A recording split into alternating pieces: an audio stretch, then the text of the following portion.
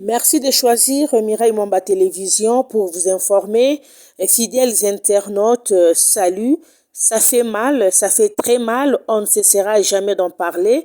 L'insécurité bat un grand record en République démocratique du Congo, précisément à Kinshasa, depuis un certain temps. Le corps que vous voyez là, c'est le corps sans vie qui vient d'être admis à la morgue centrale de Kinshasa acheminé par un OPJ. Il s'agit très bien de monsieur Roland Lutumbula. Il est médecin au PNHF, pavillon 19, voulais-je dire, de l'hôpital général ex-Mamaemo. Le corps sans vie a été découvert ce matin vers 5 heures, précisément dans le quartier Jamaïque, vers le terrain de ESTP.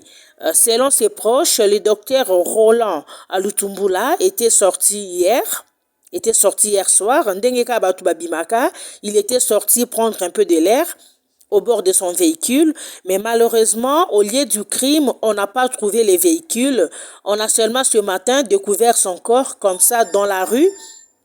On se pose des questions de savoir qu'est-ce qui se passe. Nanyabomi, docteur Roland, est-ce que c'est un règlement de compte? Eza problème, eza nini vraiment likambu eyebanite. Bakuti kaka corps na eboye, nzoto na ende bozo mona yango wana batanzi yango, bakuti yango pour le moment, ba acheminer yango déjà na morgue. Aza déjà na kati ya morgue na minute tozo loba, docteur Roland Lutumbula, oya hôpital général. O toyebaka liboso na kombo ya Mamaemo, babomi ye. Alors, toyebi te banani babomi ye, eza babiloko moko depuis un temps ezosalama vraiment mingi na Congo. Peuple congolais n'est pas en sécurité dans son propre pays. Congolais azokufa lokwa soso, lokwa nyama na mboka na ye moko. En tout cas, Bakondi, que les autorités vraiment prennent ce problème à cœur, sécuriser. Lorsque nous vous avons choisi, lorsque vous avez été choisi par le peuple, c'est pour sécuriser ces mêmes peuples-là.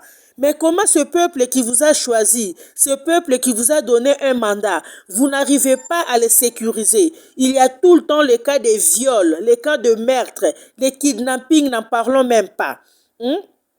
Liboso ezalaki ba kidnapper mutu, ba harceler famille na ye pour demander de l'argent.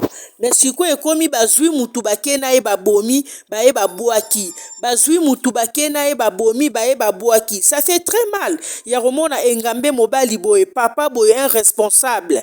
Nkokata ye vi kaka boye, pa batu moko o nanu jusque là ba ye banité. Justice vraiment a mekana kolandela. Toyeba, bayeba, ezanini, et chercher à mettre la main sur ce genre de personnes.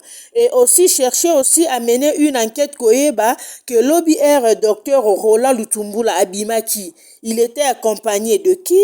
Azala ina banani, akendaki wapi, bakomaki wapi, essayez un peu ya koyeba parcours na ye. Yango bomonaka souvent, moi je dis souvent, c'est toujours important de garder contact quand tu es en dehors de la maison. C'est très important de garder toujours contact entre toi et ta famille, ta femme ou tes enfants, c'est très important. Omoni, famille na yo, mwasi na yo ou bana na yo, baeba quand même que na heure boye, papa était à tel endroit. Mais il y a de ces responsables-là, quand vous les appelez comme ça lorsqu'ils sont en dehors de la maison, eux pensent que c'est un dérangement.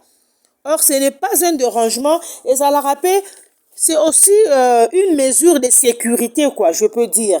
Une mesure de sécurité en cas de problème, ton épouse ou tes enfants savent au moins retracer que non, à telle heure on avait parlé avec papa, il nous avait dit qu'il est à tel endroit. Même si l'endroit en question européen, ça est vraiment un auto-recul ça par rapport, il y a place aux arts, mais on peut quand même se faire une idée, il y a place au lobaki qui aux alliés. Ça fait très mal, il y a un médecin, Moutoua Malonga Penza Boye, bazo bomaye lokwa soso. Bobomi mutu, bobwaki ye na nzela. Asali nini? Azalaki na nyongo. Eza problème, eza règlement de compte, eza jalousie, parce qu'il y a des gens qui peuvent tuer même au nom de la jalousie. mutu moko kaka boye amonaka yo asepelaka na ye na yo te, présence na yo, succès na yo, mayele na yo, musala na yo, ça l'étouffe. Il y a des gens comme ça, mal intentionnés, des sorciers qui sont prêts à tout. Au nom de la jalousie, au nom de la haine, on ne sait pas. Hein? Pour le cas de notre frère, notre médecin, un grand médecin comme celui-ci, c'est quoi les problèmes? Banani ba oteye vie kaka boye. Komona papa engambe boye mutu abimi na ndaku na ye, il s'est dit il va un peu prendre de l'heure, il va un peu faire quelques petites courses. Curieusement le matin vous apprenez que nzoto na ye eza esika moko boye na balabala elali. Aza lisusu invité babotoli oyo ezalai sourie batiki kaka carte na ye oyo bomoni wana, c'est à travers la carte nde to arrivé na koyeba ke aza mutu tel place na ye asalaka eyebani. Ça fait très mal en tout cas. Bakonzi ya Congo, ministre de l'Intérieur, général Kassongo, le président de la République, le peuple vous ont donné un mandat, c'est de leur sécuriser. Sécuriser ce peuple qui vous ont choisi. Siko ba peuple ango o ba poni bino soki bozo sécuriser bango te. Bango yo bazo kufa, bazo boma bango na mboka na bango moko pendant que vous êtes là. Ki bokonzi ango boko jouir yango na nani. Et avec ce genre des histoires, ce genre de trucs qui se font à tout moment. Ba deuxième na ba troisième mandat ngo eko yakaka. Ba ministre provincial pe boko tanon makambo, gouverneur de la ville, essayez un peu de bien faire votre travail. L'insécurité bat record à Kinshasa depuis un temps. Batu na Kinshasa baza vraiment na kimia te, batu ba otambola na kobanga banga, batu bazozwa ba taxi na kobanga banga, tu ne sais pas taxi o mati ezana nani na kati, tu ne sais pas tango mati na taxi oyo okendo koma place ozo kende ou pas. Ça fait très mal. Veuillez vraiment sécuriser ces peuples. Ce peuple ne vous a pas choisi en vain. Ce peuple ne vous a pas choisi pour rien. Les autorités de mon pays, les autorités de la RDC, s'il vous plaît, sécurisez le peuple congolais. Congolais azokufa lokwa soso mingi. Akufara déjà na nzala po social na no evanda te. Mais za lisu nzala nde ekomi ko boma ete, bakomi ko boma e ya ko boma. Neti le cas ya médecin oyo. C'est quelqu'un qu'on a tué, on ne sait pas. Bah étranglé parce que sur son corps, bah kouti vraiment bah trasté. Bah mbeli ezate, bah fimbo ezate, on ne sait pas qu'est-ce qu'on lui a fait. Parce que azaki na mutuka na ye. S'il était peut-être dans sa voiture, on pouvait peut-être se dire qu'il a fait une malaise ou quoi. Bah dans l'entretemps, les enquêtes continuent. Comme il est aussi médecin, bah enquête rosala ma vraiment mingi, on aura rosala autopsie. Bah e ba nini ebomiye. On dirait qu'il a été tué quelque part. Et on a récupéré son véhicule. On est parti avec son véhicule.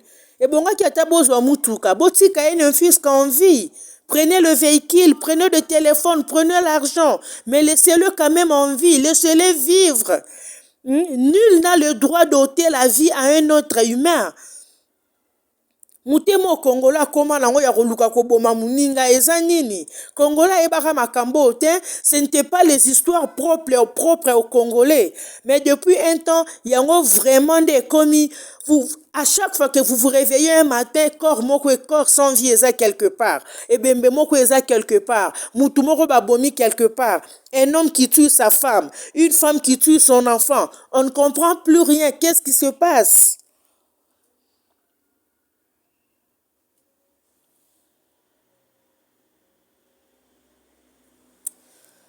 En tout cas, ça fait très mal. Ça fait très mal. Ça fait très mal. Les autorités congolaises, besoin vraiment, besoin vraiment makambo ya cœur quoi. Besoin vraiment makambo ya cœur. Bobo landela yango. Ce n'est pas seulement quand il y a docteur Roland, nde otoyebi lelo. Toyebi te tito comme à 12 heures. Na ba quartier mususu, na ba commune mususu. Qu'est-ce qui s'est passé? Bibembeza boni na ba commune mususu, bibembeza boni na ba quartier mususu. Banani pe oyo bakufi bibembe monani te babwaki bango na ba mai, babwaki bango soki wapi, ba mikundeli bango. Eza na batu misusu bakufa pe bongo, banda bakenda eye banakate kote bakenda.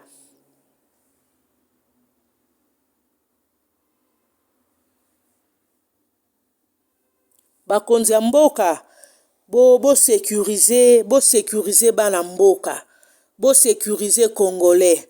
Peuple congolais aza na posa ya sécurité. Déjà aliaka na ye déjà bien te. Aliaka na ye déjà bien te, mais botikela ye quand même ata bomoi.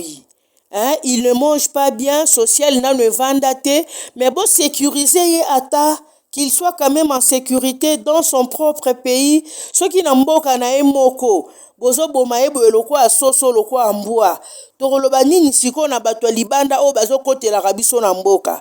Toyebi te ba o nyonso yo. Eza kaka bato yango tozoyoka par-ci par-là ke bakoti na plateau ya bateke e bakangi ba o na Pascal. Nde bakomi kosala sabotage boye na peuple congolais na mboka na ye. Mais nous avons un ministre de l'Intérieur. Toza na ba généraux kili. Un général Kasongo, tu es là. Mais quand on relandela na dossier oh il y a insécurité na Kinshasa eleki makasi.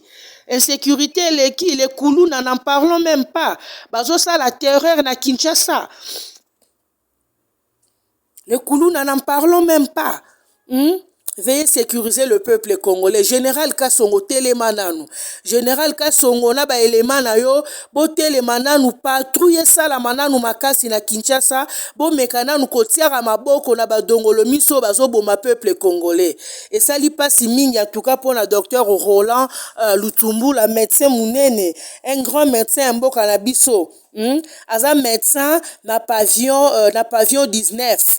Il est médecin au PNHF na pavillon 19 na hôpital général ex mama emo. Bakuti nzoto na eka abwe na se elali. Bazo ebate, banani babomie, babomelaki ye wapi, mais hier il était sorti. Abimaki malamu, il était en bonne santé. Azala il même pas qu'on manifestait symptômes moko ya malaise ou quoi, non. Il est sorti hier, c'est lui-même qui conduisait d'ailleurs son véhicule. Abimi malamu, mais malheureusement azongi bakuti ye ebembe. Tokoloba te ka azongi ebembe parce que azongi na ndaku na ete bakuti ye na balabala alali ebembe. Et ça li pasi mingi en tout cas paix à son âme.